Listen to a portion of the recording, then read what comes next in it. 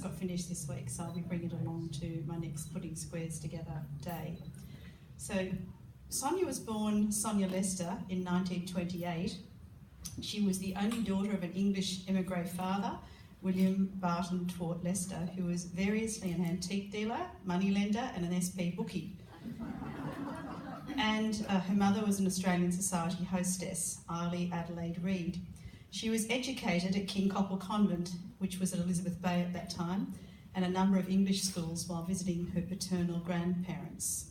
She was an accomplished pianist and a beautiful dancer, winning a scholarship to Sadler's Wells, which she was unable to take up due to the outbreak of the Second World War. She then studied textiles and design and started her own label in her maiden name at about the time she met and married Ian Hutchin, who was our father, in 1955. Her designs became very well known and were carried by the big department stores of the day, such as Farmers, Mark Foy's, etc. After the death of Ian, our father, in 1969, when we were all still very young children, she remained in her parents' home in Elizabeth Bay, running a colourful and welcoming household while juggling her career and a young family.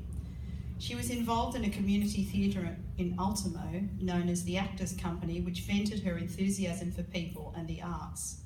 During this time, she met and married George Kidley King, who was a descendant of Governor King, and unfortunately he died in 1990.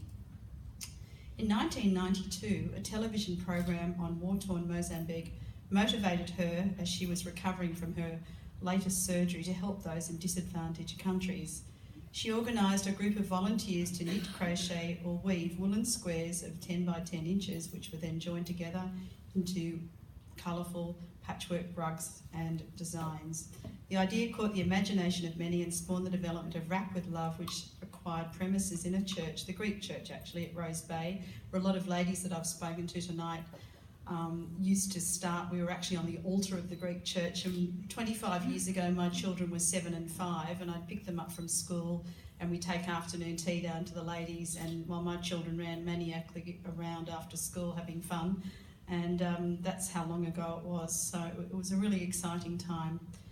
Sonia's powerful presence and infectious ethos galvanised many volunteers, and with all the increased publicity and production, pallets of wraps were shipped to Cold Humanity overseas and in Australia. Local beneficiaries included homeless youth and arriving refugees.